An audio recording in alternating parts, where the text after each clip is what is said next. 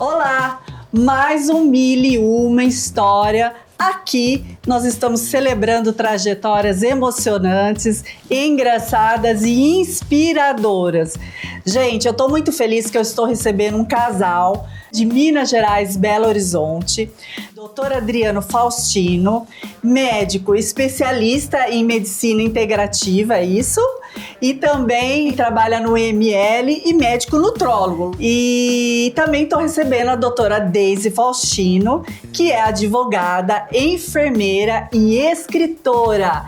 E mãe de Pedro, que ela também vai contar um pouco dessa história maravilhosa da vida deles, que são mais de 20 anos juntos, numa trajetória de amor, uma trajetória de histórias maravilhosas, desafios. E, gente, Mil e Uma História começa agora e é sobre isso.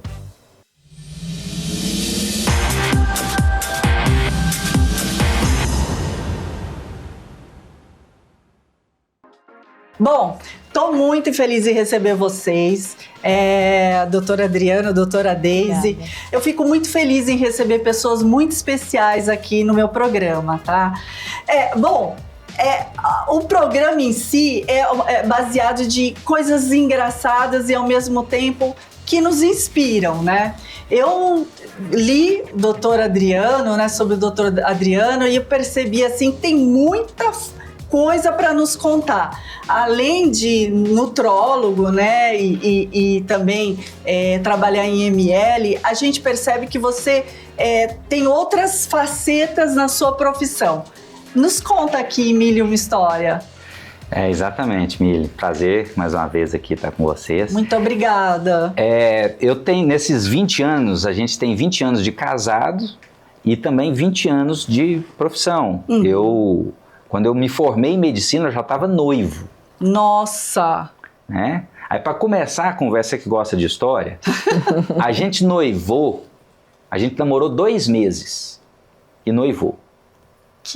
Mãe, é uma delícia, né? Com 2 meses Amor de de namoro, alma, né? a gente noivou. Conexão total. E aí casou depois de ficamos 6 meses noivo. Uhum. E não casou antes, porque você ajeitar o casamento, ver local, ver isso, ver Dá aquilo. trabalho, né? Trabalho, mas Leva tanto é que eu não tempo. casei nem em igreja, a gente foi para um sítio. Porque a igreja você tem que reservar 1 ano, 2 anos, 3 anos antes, né? Exatamente. Então, ou seja, com 2 meses a gente noivou. Não tente fazer isso em casa. Isso é só para profissional. Eu tava pensando, falei assim, dá receita pra mim, doutora Deise, que eu tô precisando Cuidado, disso. não tenta fazer isso em casa, senão é para profissional. Porque deu certo, 20 anos aqui. Que lindos, né? Vocês. Então, e aí a medicina foi me levando para caminhos. A medicina é uma profissão que te dá um leque muito grande, né, de oportunidades e de vivências que a gente passa. Então eu comecei, na verdade, eu nem divulgo isso no meu currículo, mas eu fui fazer cardiologia. Nossa! Aí fiz 1 ano, não gostei, saí. Aí eu fiz geriatria. Geriatria. E paralelamente eu passei no concurso da polícia e virei médico legista. Ah, entendi. E aí entrei para a área de perícias médicas. Uhum. Então eu fazia perícias criminais da Polícia Civil, no IML, mas também comecei a fazer perícias em diversas áreas. Perícia criminal, civil, trabalhista, administrativas, certo? E aí então eu fui caminhando paralelo com essas especialidades. Entendi. Depois eu descobri a nutrologia, a medicina integrativa, e aí mudou minha vida. E depois eu fiz uma outra especialização em oncologia integrativa, que é o suporte ao câncer. Que legal! Com esse olhar aí da nutrologia e da medicina integrativa. E hoje eu praticamente abandonei a perícia médica, né? Já tem muito tempo que eu não faço perícias. Sim. E hoje eu me foco na medicina integrativa e funcional, na nutrologia, e agora estou ensinando médicos. Eu sempre fui professor. Sempre gostou de Sempre fui professor, de ensinar. Desde a faculdade. Na faculdade eu dava aula no cursinho pré-vestibular e no supletivo de Química e Biologia. Ganha um dinheirinho, né? Faculdade, claro. Você não ganha nada. Então eu dava aula à noite, ficava a faculdade o dia inteiro, de noite ia dar aula, dava aula até 10h30 da noite. Então, eu sempre gostei de dar aula. Com 3 anos de formado, eu comecei a dar aula para médicos na universidade. E fiquei assim por um bom tempo. Depois dei aula também para pós-graduação e tudo mais. E hoje eu ensino médicos a saber aí trabalhar, aprender a medicina integrativa e funcional. Nossa, muita coisa. E tem que ter uma doutora Deise para acompanhá-lo. Tem que ter um suporte. Porque ela também, ela tem muitas atividades, advogada, escritora, enfermeira, mãe de Pedro. Como que é isso, doutora Deise? Obrigada mais uma vez aqui por participar do programa. Então, conciliar todas essas tarefas, todos esses pratos ao mesmo tempo, eu falo que equilibrar, né? Todos esses pratos ao mesmo tempo é um desafio que diariamente eu falo com o Faustino, graças a Deus que você gosta de estudar, que você me impulsiona.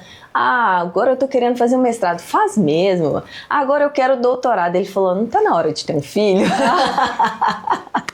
Falei, podemos, mas podemos estudar também, né, junto. Então, que equilibrando gostoso. todos esses pratos aí, tentando conciliar as mais diversas tarefas que a gente tem enquanto mulher, enquanto mãe, enquanto filha, enquanto profissional. Impressionante. Porque assim, você fala, advogada e enfermeira são profissões distintas, né? Mas aí depois você entrou para escritora, então eu acho que você deve ter todas as informações de advogada e de enfermeira para poder colocar no seu livro. Você tem algum livro que você já... Sim. Na verdade, eu falo que elas são complementares, né? Porque direito é básico. Eu falo que deveria ter isso, assim, na nossa formação. A gente deveria estudar a Constituição, saber um pouco sobre leis, e assim mesmo, quais são os direitos, quais são os meus deveres também, né? Então, o direito ele veio para agregar dentro da enfermagem nessa questão do cuidado, e antes disso eu comecei a fazer administração também. Nossa! Então, ela realmente é uma mulher que vale ouro. E hoje eu administro, né, essa parte do Instituto Faustino. Sim. Então, consigo conciliar toda essa parte de gestão empresarial, estratégica, de ser responsável técnica pelos enfermeiros, de conseguir ali administrar também a parte do jurídico, e nos intervalos a gente escreve. Nossa, tem intervalo? Tem intervalo, doutor? A gente faz de meia-noite às 6. Que horas é o intervalo de vocês, né? Não, assim, porque é uma história que você não pode deixar passar, né, em branco. Então, ela colocando isso num livro, o livro tem um nome? Tem. Eu escrevi sobre os direitos de aposentadoria dos transexuais. Olha, que legal, que assunto bem diferente. E, bom, vai existir uma diferença das leis normais para eles, ou não? É uma coisa só? Leia o livro. Eu quero Mas ler. Brincadeiras à parte, foi a minha dissertação de mestrado. Entendi. E que eu fui convidada a publicar o livro e até a continuar no doutorado. Entendi. Com a chegada do Pedro ficou um pouco mais complexo administrar todas essas atividades, né, e ainda o doutorado. Mas pretendo retomar em breve aí a parte acadêmica, sim. Doutor, me conta uma história. A gente está falando de ML, né? ML é um lugar meio, né? Sombrio. Meio sombrio, meio chatinho de trabalhar, mas necessário, óbvio. Mas tem alguma história engraçada que você pode nos passar de ML? Tenho. Diga para nós. Tem mais de uma, inclusive. Uma vez eu estava fazendo uma visita guiada ao IML e junto com uma promotora de justiça. E estava no final do dia, então muita gente já tinha ido embora, estava mais vazio, e eu fazendo a visita, mostrando as áreas administrativas e tudo mais. E a gente estava aí, tinha uma porta que eu falei, essa porta aqui vai para a sala de necrópsia. Assim como você está no hospital, tem a porta que vai para o bloco cirúrgico. Você não vê nada do bloco cirúrgico, mas... Né, não tinha nada identificado na porta. Não. E aí, ela estava lá E ela falou, tem alguém que tá fazendo alguma coisa? Eu falei, não tá agora, porque isso aí era final do dia, era troca de plantão. Eu falei, olha, era por volta de 7 horas da noite. Agora não tem nada, mas mais tarde vai ter, mas por enquanto tá vazio aqui. E aí, tudo bem, na hora que eu terminei de falar isso, saiu um funcionário que dirigia o Rabecão, que é esse caminhão que é o caminhão que traz os corpos, que vai visitar, né? Que vai nos acidentes, quando tem essas coisas. Aí ele saiu e esse motorista, funcionário lá, ele tinha um apelido de Chuck. Porque ele parecia demais aquele bonequinho do Chuck. Ele tinha um cabelo igualzinho e tal. Então, uma coisa. E aí ele saiu. E aí ela assustou, saiu correndo. Porque ela achou que era uma pessoa. Porque ali já é um lugar meio tenebroso, né? A gente tem aquela sensação, né, de peso, né? E aí ela levou um susto porque o Chuck saiu e... Ela saiu correndo. Até ele se assustou, né? Porque ela gritou e tal. E ele ficou assim, sem saber, né? Eu falei, quem manda você ter essa cara aí, o Chuck? Não. E é um lugar, realmente, eu já passei por isso. Eu fiz instrumentação cirúrgica uma época e a gente precisava mexer com peças, né? E eu já passei por um ML também. Não é gostoso, né? Mas a gente respeita o lado, né? Que é necessário, né? Mas, doutora Deise, e na parte de advocacia? Você foi advogada, foi a sua primeira faculdade, é isso? Não foi. Você fez a enfermagem? Primeiro eu fiz administração, não concluí. Aí fiz a enfermagem, concluí, fiz algumas pós-graduações em auditoria, nefrologia, CTI e urgência e emergência. Aí que eu fui pro direito. Entendi. No direito, concluí, fiz o mestrado e escrevi sobre alguns temas polêmicos. Na época, até daquela... Nos conta algum, então. A DPF 54, sobre a questão do anencéfalo. E aí, pode ou não pode abortar? Foi bem a época que Interessante. A gente estava discutindo sobre isso, ainda nem tinha nenhuma decisão. Hoje já tem, hoje já tá, né, não existe mais divergência em relação a isso. Mas, e aí comecei e falei, gente, gostei, quero aprofundar um pouco mais. E fui fazer um mestrado.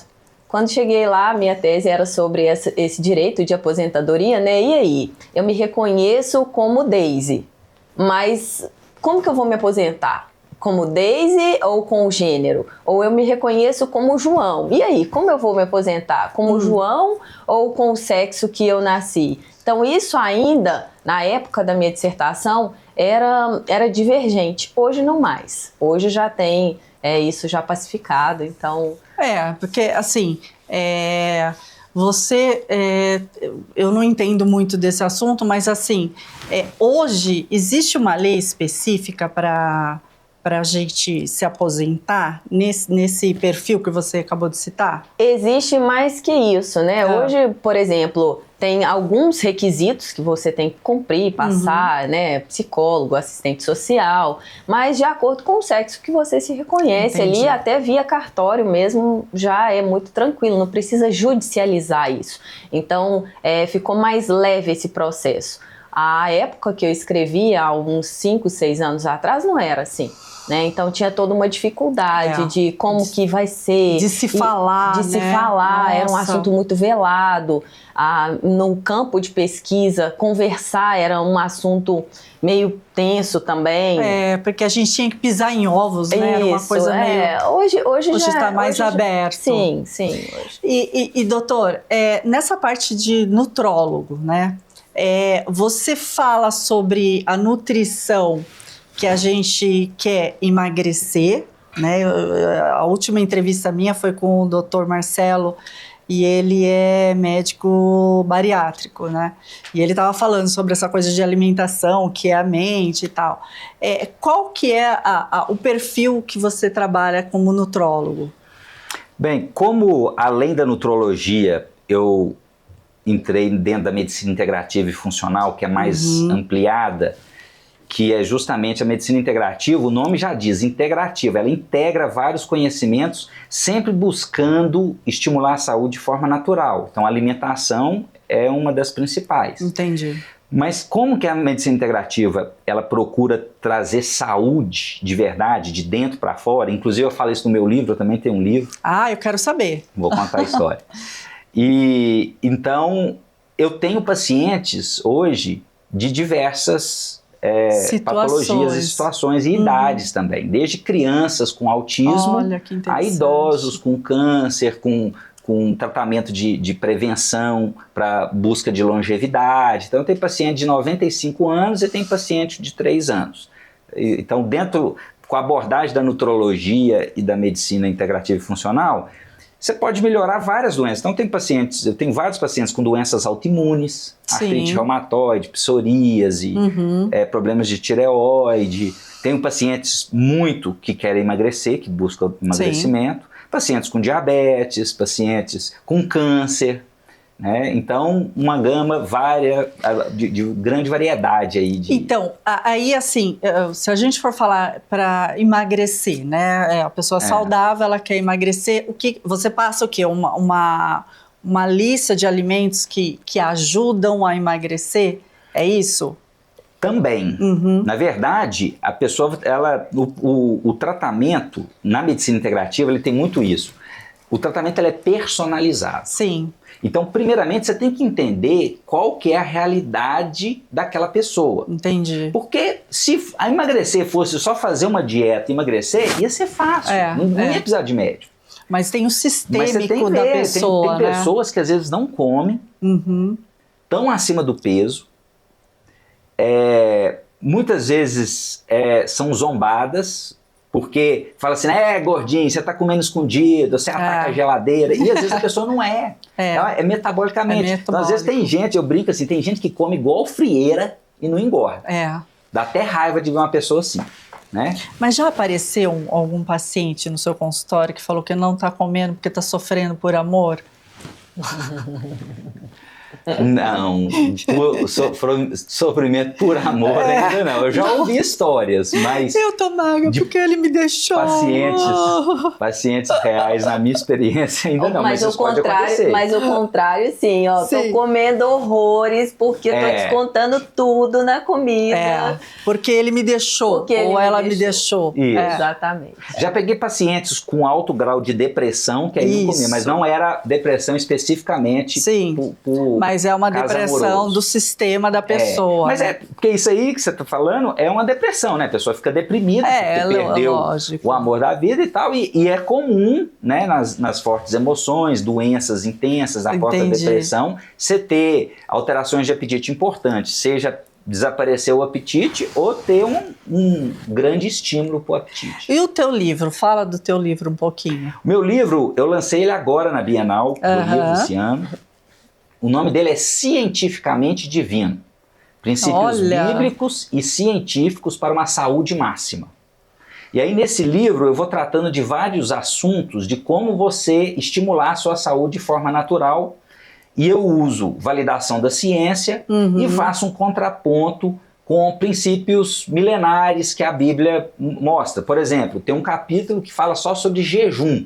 Entendi. Jejum ganhou o Prêmio Nobel de Medicina em 2016. Então a gente sabe que jejum hoje cada vez mais é estudado, jejum intermitente, está aumentando cada vez mais o número de artigos que são publicados e tudo mais nessa área. E a Bíblia fala de jejum, coincidentemente, 1500 anos antes de Cristo. Então, ou seja, eu faço esse contraponto, mostrando assim como é que a sabedoria milenar, independente de crença religiosa e tudo, a Bíblia é um livro antigo, um texto antigo, assim como eu leio Ilíada de Homero, assim como eu leio Platão. E escrita por sábios, né? Então não é qualquer informação que está lá dentro. Exatamente. Entendi. Então eu resgato esses conhecimentos e faço analogia de que como que a Bíblia já citava coisas que só agora a ciência moderna descobriu e validou. E ela lá atrás já sabia. Eu dou outro exemplo. Lavar a mão. Lavar a mão, 1500 anos antes de Cristo, com Moisés, já tinha, os judeus, eles já tinham esse hábito de lavar a mão, de tirar impureza e tudo. Quando que a medicina descobriu que lavar a mão é importante? 1847, em Viena, com Ignaz Semmelweis, um médico que descobriu que lavar a mão diminuía a mortalidade das mulheres no pós-parto, que é a mortalidade puerperal. Naquela época a mortalidade era altíssima e reduziu drasticamente só porque ele obrigou a lavar a mão. E diga-se de passagem, curiosidade, o que aconteceu com o Ignaz Semmelweis? Ganhou o Prêmio Nobel de Medicina? Não. Ele morreu. Ele perdeu, ele foi altamente perseguido pelos médicos mais velhos, porque falou, esse menino novo aqui inventando moda de lavar a mão. 1847. Porque eles falavam que, tipo assim, você acaba sendo autoimune, você acaba se autodefendendo, né? Mas eu acho que, não é certo isso, né? E ele descobriu essa coisa de lavar a mão, então acaba sendo assim, poxa, o que ele tá pensando? E ele foi brilhante, porque ele é antes de Pasteur. Louis Pasteur é que descobriu, tanto é que a gente tem um termo pasteurização, para limpar, matar os germes e tal. Então, antes de Pasteur, não tinha-se a ideia da existência de micro-organismos, bactérias, vírus, fungos, não sabia. Então, ele foi tão brilhante, ele chamou isso de partículas cadavéricas. Ele falou, olha, como os estudantes eram uma escola, um hospital-escola, os estudantes tinham aula de anatomia e depois ia fazer parto também. Então, eles não lavavam a mão. Ele falou, olha, deve ter partículas cadavéricas que a gente não consegue enxergar. Hoje a gente chama de bactéria. Bactérias. Né? E que, então, nós vamos lavar a mão para tirar essas partículas. E deu certo. Ele teve um resultado fantástico, a despeito do resultado fantástico da queda absurda da mortalidade. Ele ainda foi perseguido, ele foi expulso da maternidade, e aí a vida dele virou de cabeça para baixo. Hoje ninguém tem dúvida que ele está certo. Depois de uma pandemia que a gente viveu, né, não tem uma viva alma no planeta Terra, nem na Via Láctea, lavar a mão, que não sabe que lavar a mão é importante. Mas, então, para você ver, e olha só, eu resgato isso da história da medicina, que eu gosto muito dessa área também, e a Bíblia, 1500 anos antes de Cristo, ele foi descobrir isso em 1847, ou seja, mais de 3 mil anos já estava falando sobre esse conceito. Nossa. Entendeu? Então aí no livro eu vou falando, então esse é o capítulo de jejum. Tá? Aí tem um capítulo de atividade física, tem um capítulo sobre alimentação, tem um capítulo sobre sono, tem um capítulo sobre água, né?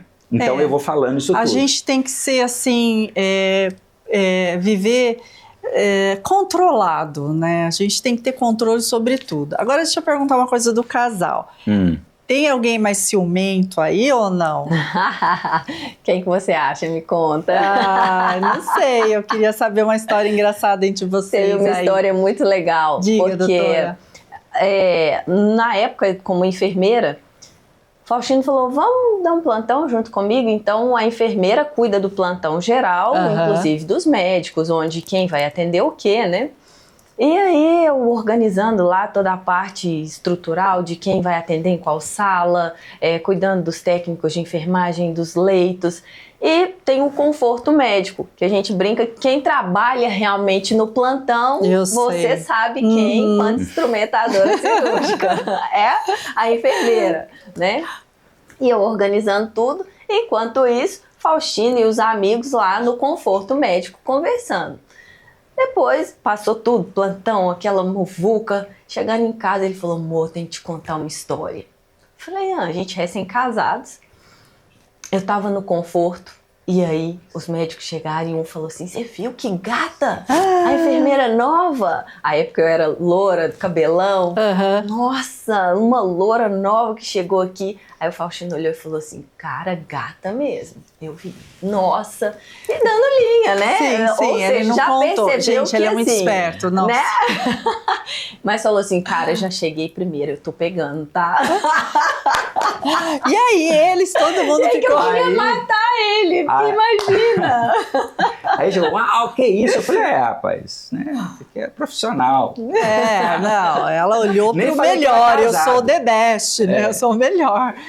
Mas é gostoso isso, porque assim, é algo saudável, não é algo assim, é uma brincadeira saudável que nos incentiva, principalmente como mulher, né? A gente se sente amada, querida, né, cuidada, né, é gostoso. Mas assim, como vocês trabalham na mesma ideia, né, quase no mesmo profissional, né, acaba tendo um equilíbrio. Eu sinto em vocês assim um equilíbrio no casal. Obviamente eu percebi que tem muito Deus, né, que eu percebo em vocês, né? E aí vem o Pedro para unir tudo isso. Como que é a doutora Deise mãe e doutor Faustino pai? Como é que é na sua visão ele? Então, até eu perder a minha mãe, eu falei, gente, não quero, vou congelar os óvulos, porque a mulher moderna tá congelando para daqui 20 anos, né, falar, agora eu quero engravidar. E aí falei, vou congelar e deixa lá. Aos 35 congelei os óvulos e usava DIU, enfim, vida acelerada, né? Pouco acelerada. Entendi. E aí quando eu fiz 17 anos, fizemos, né, 17 anos de casados, a gente sempre trocava algum presente ou trocava aliança. E aí eu levei uma caixinha, falei, vou tirar esse DIU. Não, corajosa. Coloquei na caixinha como se fosse uma aliança, uma joia. Já tinha combinado com todo mundo que estava já no ambiente ali. A gente estava num ambientezinho bem gostosinho, mais intimista, assim. E pedi para as pessoas que estavam em volta, falar, grava, por favor. Já tinha conversado já com a moça do piano. E aí começou a tocar uma música bem romântica. E à luz de velas eu entreguei para ele essa caixinha, como se fosse uma aliança. Sim. Na verdade, o que tinha lá dentro era o meu DIU. É o DIU. E ele ficou assim, na hora que ele abriu, ele... É seu? Eu falei, claro, é meu. Ele falou, não acredito, porque o desejo dele de ser pai sempre foi assim... Nunca foi escondido, né? Quero, e o meu falava, vou deixar vou respeitar. Então eu acho que essa harmonia vem do respeito, né? De conciliar aí os desejos do casal. Eu quero, mas eu respeito e sei quem que vai ter a gestação, né? Quem que vai ter que levar a termo isso aí é você. Então, e foi muito legal, foi uma decisão minha, a partir de um desejo, de uma escolha que eu já sabia que tinha.